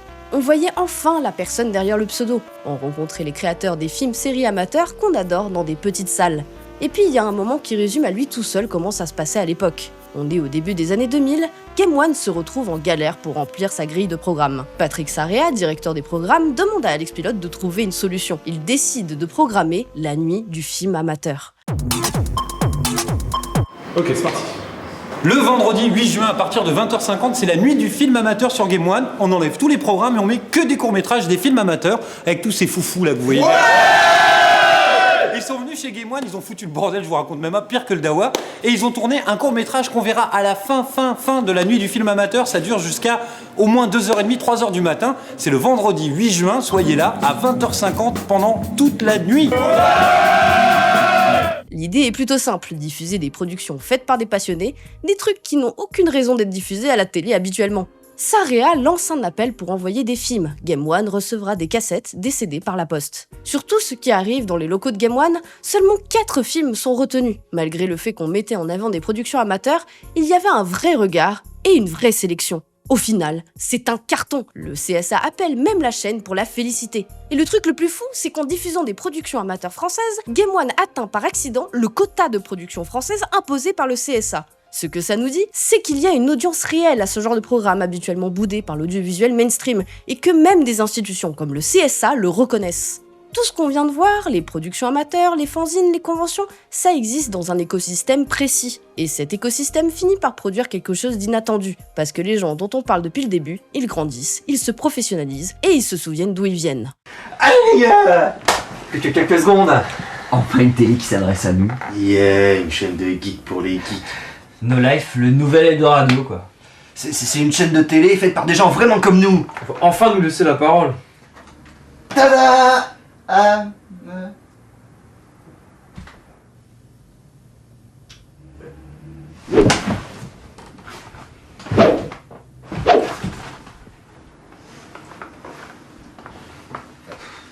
Bon bah... Bienvenue sur Live. Ouais. Lancé le 1er juin 2007 par Sébastien Ruchet, Alex Pilote, Cyril Lambin et Suzuka Asaoka, le même Alex Pilote qui filmait Bitoman dans un terrain vague à Toulon en 1994. Des gens qui se connaissent depuis le Minitel, depuis la Convention de l'Imaginaire, depuis la Cartoonist. C'est un ovni dans le paysage audiovisuel français. Une chaîne thématique entièrement dédiée à la pop culture japonaise et aux jeux vidéo, pensée par et pour les initiés. Une chaîne qui assume, qui va en profondeur. Les plus puristes ont quand même gueulé sur les forums, parce qu'elle se voulait aussi accessible aux néophytes. Mais c'est ça, No Life. Même en essayant d'être accessible, elle restait trop pointue pour la télévision normale. Et pourtant, elle obtient une reconnaissance réelle. On l'appelle parfois l'Arte des geeks. C'est sur cette chaîne que Rudy Pomared, le même qui tournait Damned pendant la Coupe du Monde 98 à Perpignan, propose Flanders Company en 2008. L'idée traînait dans les cartons depuis des années, née d'un délire entre potes pendant le tournage de Damned 3. Les tournages se font le week-end parce que tout le monde a un boulot à côté et la série est diffusée sur une vraie chaîne de télévision, puis diffusée une heure plus tard sur la plateforme Watt TV. Pour la première fois, cette scène qui avait toujours existé en dehors des circuits officiels se retrouve dans un paysage médiatique classique. Et la Flanders Company n'est pas un cas isolé. YouTube et Dailymotion ouvrent un nouvel espace où la fiction amateur trouve un public encore plus large. Il y a Noob, qui était aussi diffusé sur No Life puis sur YouTube, et French Nerd avec Le Visiteur du Futur, J'ai jamais su dire non, et La Théorie des Balls. Des formats courts, des séries web.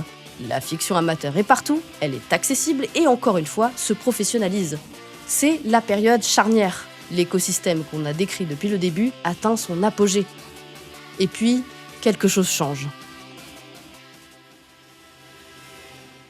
Donc avec tout ça, les communautés, les productions, la reconnaissance de la télé, comment on arrive à une disparition quasi totale en moins de 20 ans ? Il y a une supposition qui tient vraiment la route. Les productions amateurs ont percé parce qu'elles permettaient à toute une communauté de se reconnaître. Les gens qui regardaient France 5 ou Noob, c'était des geeks qui voyaient enfin d'autres geeks créer quelque chose de sérieux. Des gens comme vous et moi, avec peu de budget, peu de matériel, qui allaient jusqu'au bout. Ça a donné un lien. Avec ce lien, les spectateurs se reconnaissaient leur univers. Ce lien était aussi renforcé par la proximité avec les créateurs, sur les forums, dans les commentaires YouTube ou Dailymotion, et en convention. On pouvait interagir directement avec eux. Mais alors, la culture geek a commencé à devenir mainstream. On avait des films Marvel à plusieurs millions de dollars au cinéma, les animes ont commencé à être disponibles sur des plateformes faciles d'accès, et la mode mettait en avant la culture geek. Soudainement, ce lien qui était si spécial n'a plus la même valeur. La fiction amateur a perdu sa raison d'être émotionnelle, son lien. Les stands de fiction amateur ont commencé à se vider au profit des youtubeurs qui commentaient la fiction.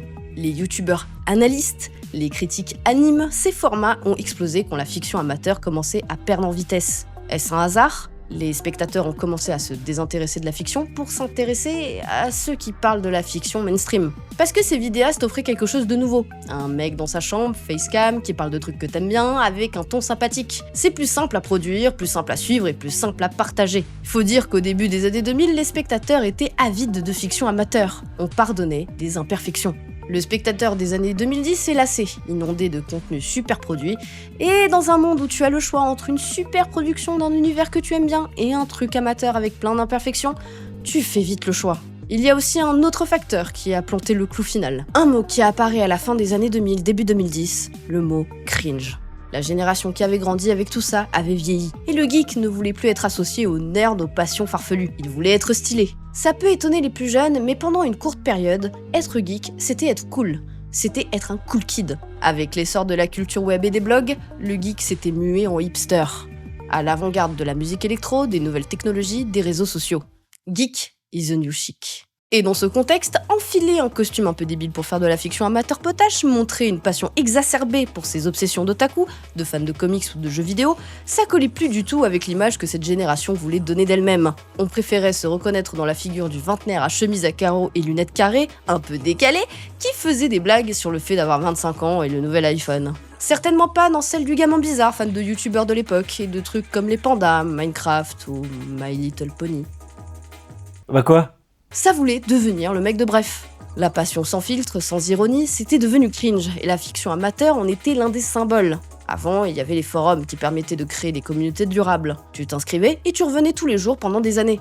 Tu connaissais les pseudos, les opinions de chacun, les running gags, c'était un tissu social. Les réseaux sociaux ont abîmé ça. Twitter, TikTok, ils fonctionnent sur une logique inverse. Tu consommes, tu disparais, tu reviens.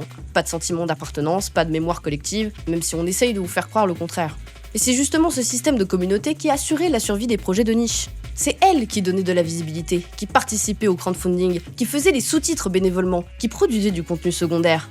Sans cette communauté, le modèle s'écroule. Et les réseaux sociaux ont contribué à cet écroulement en transformant des communautés en audience et en flux éphémères. La culture geek des années 2000 a été construite sur de l'obsession. On regardait les mêmes épisodes 20 fois, on connaissait par cœur les scènes, les répliques, et cette obsession, c'est le carburant nécessaire à cette création amateur. L'algorithme aujourd'hui est construit pour nous donner de la variété, pour qu'on passe rapidement à autre chose. Et c'est bien joué parce que économiquement, les plateformes se retrouvent mieux dans cette logique. Pourtant, c'est une catastrophe culturelle pour les communautés de niche. Mais du coup, est-ce que c'était vraiment mieux avant ? Pas dans l'absolu. Il y a plein d'outils et de moyens qu'on aurait aimé avoir dans ces années-là. Et puis aujourd'hui, on a beaucoup de créateurs super doués qui sont et ont baigné dans ces univers. Mais on a perdu quelque chose d'important. On a perdu la création par seule nécessité de créer. Cette nécessité qui naît parce qu'on n'a pas d'autre option et qu'on ne le voit nulle part. On a perdu ce lien de communauté qui nous rapprochait, avant que l'industrie vienne combler ce besoin avec du contenu super produit. Mais on ne doit pas en finir là. Parce que si on vous parle de tout ça, c'est pas juste pour la nostalgie. La fiction amateur, la vraie, celle qui est faite en dehors du système audiovisuel classique, c'est pas juste un délire de geek frustré, c'est aussi une question politique. Parce que qui raconte les histoires, ça compte. Qui décide de ce qui mérite de passer dans le circuit traditionnel, ça compte. Et en ce moment, si on fait le compte de qui contrôle les grandes plateformes, on voit le dénominateur commun, des milliardaires avec des idées très précises. On le voit avec Canal+, qui blacklist des créateurs pour leurs opinions, ou encore des plateformes détenues par des gens dont les positions politiques influencent ce qui est financé et diffusé. Dans ce contexte-là, la capacité à produire de la fiction en dehors de ce système, c'est pas anodin. Cette scène-là, et toute la culture qui gravitait autour, ce n'était pas juste un délire de potes geeks blancs hétéro-bourges, loin de là en réalité. C'était un espace d'expression bien plus mixte de ce que l'on pourrait croire, et ce mouvement est encore en vie aujourd'hui, mais ailleurs. Sur la chaîne YouTube Everywood, on peut voir un nouvel essor de la scène geek et otaku de demain. De la fiction populaire qui émerge en dehors des grosses boîtes, bricolées avec les moyens du bord comme à l'époque. Ces gens-là font exactement ce que faisaient les groupes de créateurs de fiction amateurs de l'époque, combler un espace qui n'est pas représenté et que les médias mainstream ignorent. Le truc qu'on a vu naître puis mourir en France renaît ailleurs, sous d'autres formes, avec de nouveaux outils. Mais est-ce que tout est réellement mort en France ? Bien sûr que non. La fiction amateur indépendante existe toujours. Il y a toujours des projets de web-séries et de films amateurs, certains projets rencontrent même leur public. C'est juste que ça ne suscite pas le même engouement dans la culture geek d'aujourd'hui. On revient au point de départ, c'est marginal, quasiment inconnu, et tout le monde s'en fiche.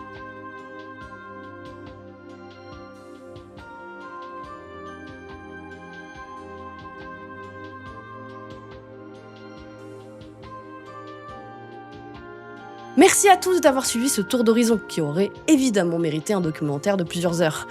On n'a pas eu le temps d'être exhaustif, donc n'hésitez pas à partager vos souvenirs dans les commentaires.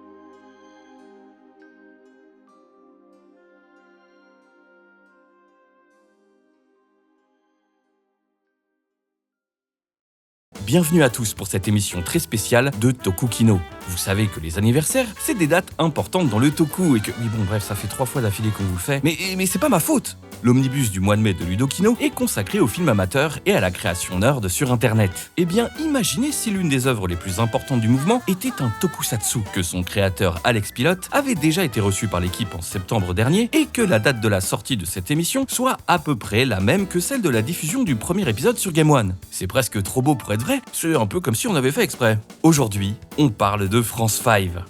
Pour planter le décor, revenons au Japon dans les années 80, où se tient la convention de science-fiction annuelle dont le nom change selon le lieu d'accueil. En 1981, la Daikon 3 a donc eu lieu à Osaka. Pour l'ouverture du festival, un groupe d'étudiants se charge de produire un court-métrage d'animation bourré de références pop culturelles et devenu culte. Ce même groupe, prenant le nom de Daikon Film, remettra ça en 1983 pour la Daikon 4, puis réalisera une poignée de courts-métrages dans les années suivantes. On pense notamment à Return of Ultraman, une parodie gaguesque du géant de Tsuburaya. Malgré ses débuts modestes, la Daikon Films aura une importance assez folle dans la culture populaire japonaise contemporaine. Véritable vivier de talent, avec en son sein un nombre assez ahurissant de noms immanquables d'aujourd'hui, tels que Anno Hideaki, créateur d'Evangelion. On y retrouve aussi ses futurs collaborateurs les plus proches, dont Higuchi Shinji ou Sadamoto Yoshiyuki. La Daikon Film est en effet l'embryon du mythique studio d'animation Gainax. En 1982, la Daikon sort Aikoku Sentai Dai Nippon, une parodie des Super Sentai de la Toei. Le concept est simple, une équipe de rangers part affronter l'Empire de Death Kremlin. Le détail amusant, c'est que chacun des membres de l'équipe représente un aspect caricatural de la culture japonaise. On a Red Kamikaze, Blue Harakiri, Yellow Tempura, Green Sukiyaki et Pink Geisha. Cet obscur court-métrage, quasi introuvable, tombe à la fin des années 90 entre les mains de Alex Pilot, qui travaillait à l'époque chez Game One, entre autres à l'import d'œuvres japonaises. Mais pas que. Fort du relatif succès de sa propre série Bitoman, déjà très portée sur l'hommage aux animés et à la culture japonaise, Pilot avait déjà en tête de s'essayer au Sentai. C'est là que lui et son équipe découvrent le court-métrage de la Daikon, qui les a époustouflés pour du travail amateur. Alors, ils s'y mettent. Si au départ l'ambition est moindre et la vision potache, rapidement l'équipe se consolide, puis la production se lance et se prend au sérieux. Ils fabriquent des costumes, des casques, bon assez flingués au début, tentent d'imiter au mieux le style des Sentai qu'ils regardent à l'appel, histoire d'éviter la caricature un peu grotesque comme on avait pu le voir avec les Inconnus quelques années auparavant. Je suis là. À l'instar des productions de la Daikon Film, qui sortaient à l'occasion des conventions Daikon, les premiers épisodes de France 5, eux, furent d'abord diffusés à la Cartoonist, une convention de Japanimation qui s'est tenue entre 1993 et 2003. Le premier épisode y est donc diffusé en avril 2000, suivi du deuxième et du troisième en novembre 2001 et 2002 respectivement. Ils seront par la suite diffusés à la télévision sur No Life, mais d'abord sur Game One, notamment grâce à l'appui de Patrick Sarrea, le directeur des programmes de l'époque. Ce dernier lancera avec l'aide d'Alex Pilote la nuit du film amateur le 8 juin 2001, un programme qui propulsera la popularité de France 5 pour en faire un pilier de la création amateur otaku en France. Mais du coup, de quoi ça parle ? L'Empire Lexos, dirigé par l'infâme Glou Manchu, a pour but de détruire la Tour Eiffel, qui est en réalité un puissant totem d'exorcisme qui empêche ses troupes d'envahir le monde. Il y envoie régulièrement des sbires, les Panous, dirigés par ses terribles lieutenants Cancrelax, Ecstasy ou Warduke et d'étranges Strums au pouvoir varié. Heureusement, la Terre n'est pas sans défense. Pour la protéger, les France 5 sont là. Red Fromage, Blue Accordéon, Black Beaujolais, Yellow Baguette et Pink à la mode luttent contre les forces du mal, assistés du professeur Burgonde et du mystérieux Silver Mousquetaire. Si tout ça sonne comme une blague, c'est qu'il y a là-dedans un aspect comique à ne pas négliger. Mais ne vous y trompez pas, France 5 n'est pas une parodie, mais bel et bien un pastiche du genre. Tout n'est qu'une lettre d'amour sincère aux folies et au charme du tokusatsu. On s'éloigne du ton beaucoup plus potage de Bitoman pour retrouver dans France 5 des références à certaines séries. Le grand méchant dans le ciel et la méchante qui est en réalité la love interest du Ranger Rouge, qui se fait brainwasher, c'est Jetman par exemple. Les premiers épisodes suivent le format classique des Sentai de la Toei. Un sbire du grand méchant a un plan en tête, un des membres des France 5 y est confronté lors d'une storyline personnelle, les méchants se dévoilent, les gentils se font un peu casser la gueule puis se mettent en costume, battent le monstre qui devient un géant et il faut alors monter dans le gros robot pour le bousiller. Néanmoins, à partir de l'épisode 4, la série prend une autre tournure. L'idée étant d'émuler les derniers arcs des Sentai, où toutes les trames narratives se croisent et où il faut enfin affronter le grand méchant lors des 3 derniers épisodes. Alors France 5, est-ce que c'est bien ? Ça dépend. Faut accrocher, être capable de voir le véritable charme de la série derrière, son côté cheap amateur, comme beaucoup de tokusatsu. Elle n'est pas sans défaut. Par exemple, au début, ça joue mal de fou. Quand on parle du loup, on sent qu'aucun de ces mecs n'a de formation de comédien. Et heureusement, Frédéric Costin arrive dans les épisodes suivants pour les remettre dans le droit chemin d'une main de fer. Non.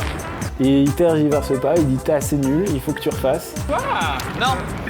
C'est pas comme ça que tu claques une portière. Je veux plus de déjà, tu mets déjà de la pêche là-dedans, dans ce geste-là. La série est ce qu'elle est, une capsule temporelle, adorée par certains, qu'elle a su toucher en plein cœur, vue par d'autres comme un chouette morceau de l'histoire de la fiction geek en France. Mais un truc qu'on ne peut certainement pas lui retirer, c'est qu'elle est salement impressionnante. Réussir à faire tout ça en amateur, alors qu'ils étaient en tout début de vingtaine. Mais c'est un truc de malade en fait. Regardez-moi un peu la gueule que cette série a réussi à avoir à une époque où ça montait les épisodes sur cassette Betamax dans les locaux de Game One. On a pu se moquer des casques du premier épisode, mais regardez la classe qu'ils ont pris dans les suivants. Et ça, c'est pas grâce à un bon budget. Chaque épisode avait une petite cagnotte commune pour faire tant bien que mal les épisodes. Non, ce niveau de production design n'est dû qu'à une dévotion tarée au projet. Tenez les casques, ils ont presque pris 1 an entier à les faire. Pour avoir de meilleurs costumes, ils sont carrément allés au Japon pour acheter du spandex. Les monstres sont de plus en plus cool, chaque nouvel épisode cherche toujours une petite trouvaille économe pour montrer une petite croquette à l'écran. Et puis amateur ne rime pas avec manque d'ambition. L'épisode 5 s'ouvre sur un plan séquence qui à première vue ne paye pas de mine, mais qui, pour les moyens de production de la série, a demandé un acharnement passionné. Ce qui marque un amoureux du tokusatsu dans France 5, c'est aussi que la série ne singe pas simplement les costumes et les monstres. Tout dans la forme est pensé pour imiter à la perfection le toku. On a parlé des références à Jetman par exemple, mais ça ne s'arrête pas là. Tout y est. Les combats avec cascadeurs, des zooms ultra rapides, le jeu des comédiens masqués qui doivent communiquer leurs émotions, jusque dans des trucs très spécifiques, comme les sauts en plein milieu des combats qui transportent dans un lieu complètement différent, comme dans l'épisode 2, où ça se tape dans la cour de Canal+. Et en même temps, il faut se dire que cette équipe, c'est pas n'importe quoi. Au début de cette émission, on a parlé de Daikon Film comme un grand vivier de talent où on débutait en amateur des grands noms de la scène. Et au final, France 5, c'est la même. Dans toute cette équipe, on retrouve un peu tous les tauliers de la scène otaku en France. Rien qu'Alex Pilote, qui va fonder en 2007 avec Sébastien Ruchet, qui joue Red Fromage, la chaîne No Life. Mais il n'y a pas que. Grégoire Hello, le scénariste de la série qui joue Silver Mousquetaire, c'est un journaliste JV hyper important. Il dirige la maison d'édition Kurokawa et il est derrière l'émission Sumimasen Turbo avec Pouillot et Daniel Andreev, qui lui interprète Blue Accordéon et qui a son propre palmarès journalistique. Au casting, on retrouve aussi le très important Patrick Giordano, qui a, entre autres, lancé Game One. Bref, il y a des gens là-dedans qui, par la suite, ont travaillé dans l'édition, chez Animeland, dans la presse JV. On y retrouve aussi d'autres créateurs de fiction à succès, dont on a pu vous parler au cours de l'Omnibus sur Ludokino, comme Damned ou la Flanders Company. Tout ça pour dire que France 5 a été un rassemblement des futurs grands curateurs de la culture japonaise en France. Sans tous ces jeunes otak qui se sont décidés en 1999 de faire des galipettes en lycra, le visage de la culture otaku en France n'aurait pas été le même. Ce sont des gens qui ont passé leur vie à rendre hommage à cette culture et à la rendre accessible pour le public français. Quelqu'un comme Alex Pilote, au final, on pourrait le comparer à un Christophe Gans ou à un Jean-Pierre Dionnet en termes d'importation et de curation. Et pour qui écrit ces lignes, c'est pas des compliments en l'air. Amis de la dernière séance, bonsoir. À votre programme ce soir, 2 westerns. D'ailleurs, le public ne s'y est pas trompé. Si France 5 a rencontré en France un certain succès d'estime, il est amusant de voir que les Japonais aussi sont tombés amoureux de la série. Après que certains, dont Grégoire Hello, aient filé des cassettes de France 5 à des contacts au Japon, le phénomène y a pris de l'ampleur. Il y a eu des reportages télévisés consacrés à la série, avec des journalistes fascinés par la lettre d'amour de ces Frenchies otaku pour un genre qui paraissait pourtant si japonais. Et il y a même un fan club de France 5. Ils se rassemblaient pour mater la série, parler autour d'elle et pour inviter au Japon les membres du casting et de la production. Le public japonais a été très touché par cet hommage sincère aux séries de leur enfance, offert par des gens qui comprennent réellement de quoi il s'agit. C'est au tiers où l'avant-première du dernier épisode a eu lieu au Japon avec le fan club, avant même d'être diffusé en 2012. Le fan club a aussi édité un fanzine France 5 en japonais. Le truc est carrément chiadé d'ailleurs, on croirait vraiment un travail de pro. C'est sûrement l'objet le plus cool qui a émané de toute la scène du fan film français. Je le veux, putain. On pourrait croire que cette fascination est assez niche et ne concerne qu'une poignée de convaincus. Mais en réalité, les fans de la série sont partout. Tenez, dans un épisode de Collector's Quest de Florent Gorge, on apprend que ce dernier est parti avec Alex Pilote enregistrer un podcast au Japon sur l'intérêt du public français pour la pop culture nippone. Lors du tournage, le présentateur s'est mis à parler avec passion de France 5 en ignorant même que le réalisateur se tenait en face de lui.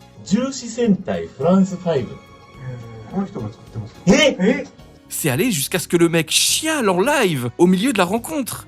Quand même. On notera d'ailleurs que le second opening, celui qui ne vole pas la top line de Bioman, est chanté par Kushida Akira, un artiste qui a interprété des openings d'animé, une musique originale exclusive à la version japonaise de Mad Max, d'accord, et surtout plusieurs openings de tokusatsu, comme XOR. Il a découvert la série par hasard au début des années 2000 et s'est proposé pour interpréter un générique pour l'équipe tellement il était charmé. France 5, c'est une sacrée aventure humaine. C'est aussi l'histoire d'un groupe d'amis passionnés qui, avides de création et de culture japonaise, ont non seulement su donner tout ce qu'ils avaient pour réaliser leur projet de rêve, mais qui se sont imposés comme de véritables référents de la culture nerd, otaku, à une époque où l'internet que l'on connaît aujourd'hui n'en était qu'à ses balbutiements. C'est pour cette raison que si vous comptez vous lancer dans France 5, regardez absolument les making-of après chaque épisode. Déjà, ils sont super complets. Pour toute la série, il doit bien y en avoir pour 6 heures. Mais aussi, ce sont des documents précieux sur l'état de la création amateur et de la scène weeb du début des années 2000, en plus d'être sacrément motivant. Un court-métrage, Message d'Outre-Espace, qui est une préquelle de la série, sortira quant à lui en 2023. Et il a lui aussi le droit à un making-of passionnant. Ça donne envie de créer, de s'amuser à filmer des trucs rigolos et de bricoler tout ce qu'on peut pour que ça ait de la gueule. Et au final, c'est pas ça l'essence du tokusatsu. Sur ce, passez une bonne journée et n'oubliez pas, courage, espoir, France 5.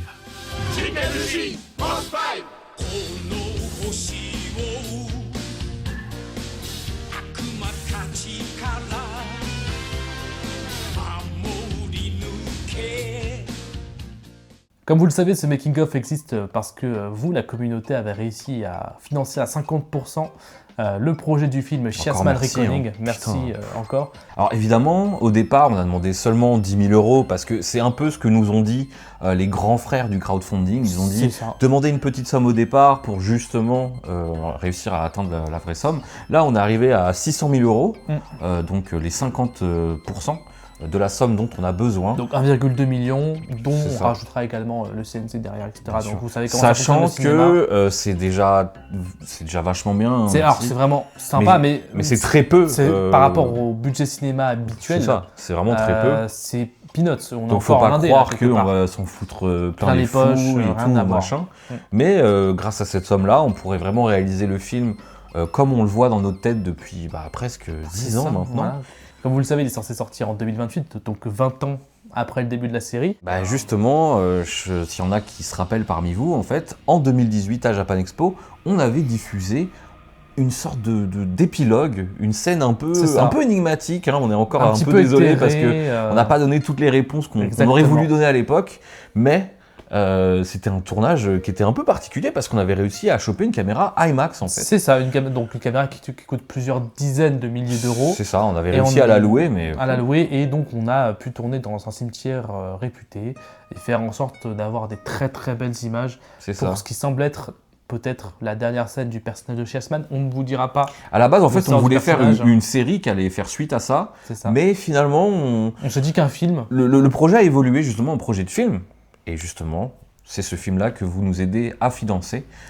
Merci encore pour les 50%. Et bon, si on arrive à 100%, on pourra le faire grâce à vous. C'est ça. Donc n'hésitez pas à faire tourner aussi ce making-of. C'est pour justement aussi montrer aux gens que faire de la fiction, c'est toute une aventure humaine, que c'est pas un truc si facile que ça. C'est une aventure de passionné, c'est pas forcément. Enfin, franchement, si on voulait faire des trucs pour l'argent, on ferait pas ça, quoi. C'est pas un truc qui se bricole en seulement quelques jours, avec seulement 3 heures de tournage sous la pluie, et ensuite une semaine pour monter les trucs. C'est des choses qui prennent du temps, qui prennent des mois, voire des années à maturer. Ne serait-ce que pour écrire un script, pour réussir à dégager quelque chose d'un être humain qui soit filmable, etc. C'est vraiment quelque chose qui prend du temps. Donc c'est pour ça qu'on n'a pas donné de news pendant aussi longtemps après ce teaser, et c'est pour ça qu'on est là aujourd'hui pour ce crowdfunding. On espère pouvoir arriver au bout de notre vision. C'est ça. La chose étant, c'est qu'avec 1,2 million, enfin en tout cas 2,4 millions si on rajoute le CNC, on sera peut-être un peu short, mais au moins on aura essayé. On a réussi avec tellement moins. C'est ça, qu'on se dit qu'avec autant ça devrait aller. La prochaine fois, on vous parlera d'une histoire qu'on ne vous a jamais racontée. Quelque chose qui n'est jamais sorti d'entre nous deux et 2-3 personnes. C'est ça, en fait, à la base, on avait commencé à tourner un spin-off de la série, mais il y a eu un accident qui a fait que ce spin-off n'a jamais vu le jour. Un accident très grave. On vous en parlera la prochaine fois. Au revoir.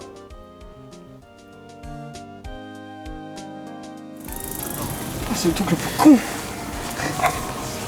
Ouais. Le plus beau. Les geeks dans les années 90 et début 2000, ils étaient malades, ils étaient physiques, hein. C'était sportifs, ils sortaient et tout. Mais c'était pas sur TikTok, c'était pas sur LOL. Tu nous filmes là? Bon on est le 17 octobre 2011. Dans 17 jours, c'est l'avant-première à la Japan Expo. Et on vient de terminer l'épisode. Donc on a 17 jours pour monter, étalonner, faire le post-process, tout. Donc je sais pas comment on va s'y prendre, mais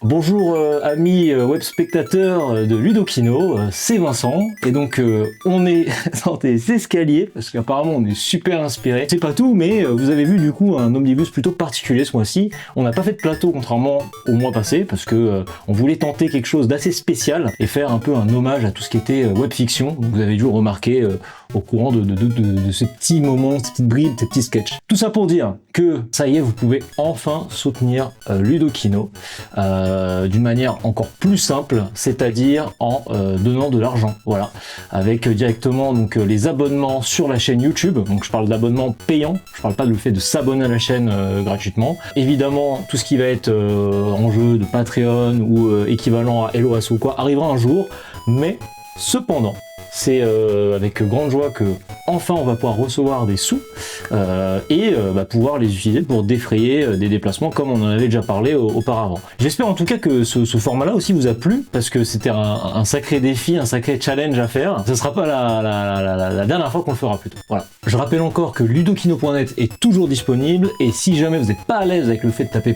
.net, vous aussi tapez .com. Voilà, ça existe, on sait jamais, au cas où, peut-être un jour ou quoi que ce soit. Donc allez voir le site internet, abonnez-vous partout, quoi que ce soit sur les réseaux ou quoi que ce soit. De toute façon, tous les liens sont dans la description de la vidéo YouTube, également sur notre site internet et toutes les informations dont vous avez besoin de savoir pour l'association sont sur le site internet. C'est formidable, on essaie d'être transparent et puis évidemment, si vous avez aussi envie de nous contacter ou de dire quoi que ce soit, vous pouvez nous contacter à l'adresse contact@ludokino.net. Voilà, si vous avez des questions ou quoi que ce soit, n'hésitez pas, on est preneur. Mois prochain, encore un autre défi, un autre challenge, peut-être retour à une formule plus classique, on verra, mais quelque chose me dit que ça va aller très très vite.